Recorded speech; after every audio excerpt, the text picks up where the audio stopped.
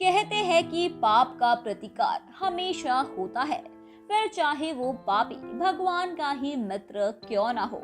ऐसा ही एक व्यक्तित्व हमारे द्वापर युग से जुड़ा हुआ है। बात उस समय की है जब श्री कृष्ण और सुदामा अपनी मित्रता की वजह से जाने जाते थे।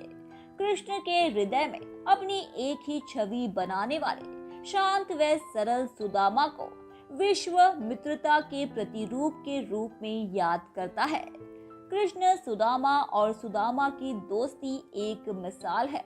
जब कृष्ण बालपन में ऋषि सांदीपन के यहाँ शिक्षा ग्रहण कर रहे थे, तो उनकी मित्रता सुदामा से हुई थी। कृष्ण एक राज परिवार के और सुदामा ब्राह्मण परिवार में पैदा हुए थे, परंतु दोनों की मित्रता का गुणगान पूरी दुनिया करती है। शिक्षा दीक्षा समाप्त होने के बाद भगवान कृष्ण राजा बन गए। वहीं दूसरी तरफ सुदामा के बुरे दौर की शुरुआत हो चुकी थी। भगवान श्री कृष्ण के मित्र सुदामा अपनी मित्रता की वजह से शास्त्रों में विख्यात है। श्री कृष्ण के मन में अपनी अलग ही छवि बनाने वाले सुदामा को दुनिया मित्रता के रूप में याद करती है।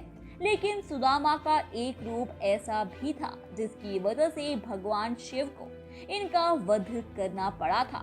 इस सत्य पर विश्वास करना मुश्किल तो है, लेकिन अगर हम इतिहास के पन्ने पलटे तो ये सच सामने आता है। परंतु आखिर क्यों भगवान शिव को सुदामा का वध करना पड़ा?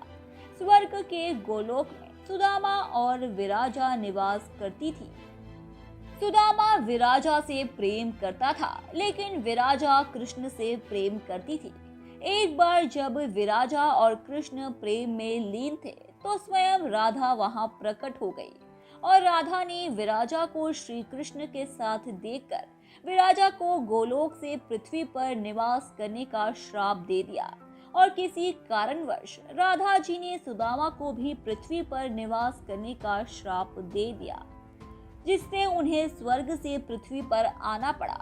मृत्यु के पश्चात सुदामा का जन्म राक्षस राजम के यहाँ शंखचूर्ण के रूप में हुआ और विराजा का जन्म धर्मराज के यहाँ तुलसी के रूप में हुआ।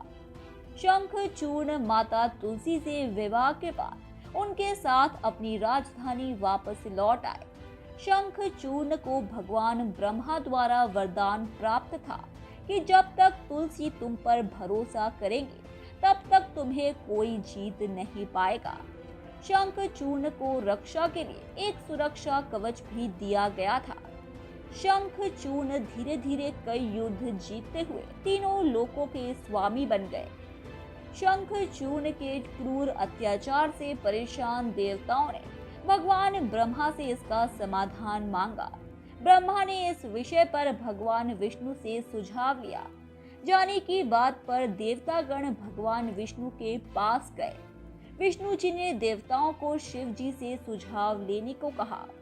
देवताओं की परेशानी को समझते हुए शिव जी शंखचूर्ण से युद्ध करने के लिए अपने पुत्रों कार्तिक व गणेश को इस युद्ध के लिए मैदान में उतारते हैं। इसके बाद भद्रकाली ने भी अपनी विशाल सेना के साथ शंखचूर्ण से युद्ध किया, लेकिन शंखचूर्ण पर भगवान ब्रह्मा ने वरदान के कारण वध कर पाना काफी मुश्किल हो गया था और अंत में भगवान विष्णु युद्ध के दौरान शंखचूर्ण के सामने प्रकट हुए और उनसे उसका कवच मांगा, जो उन्हें ब्रह्मा जी ने दिया था। शंखचूर्ण ने तुरंत ही कवच भगवान विष्णु को दे दिया। भगवान विष्णु उस कवच को पहनकर माँ तुलसी के सामने शंखचूर्ण के अवतार में उपस्थित हुए। उनके रूप को देखकर माँ तुलसी ने उन्हें अपना पति मानकर उनका आदर सत्कार किया और इसके कारण माँ तुलसी का पतिव्रत नष्ट हो गया। पत्नी तुलसी की पवित्रता में शंखचूर्ण की शक्ति बसी थी। वरदान की शक्ति के समापन पर भगवान शिव ने शंखचूर्ण का वध किया और देवताओं को उसके अत्याचार से मुक्त करा दिया। तो इसीलिए श्री कृष्ण के मित्र सुदामा के पूर्ण जन्म शंखचूर्ण का भगवान शिव ने वध किया। धन्यवाद दोस्तों।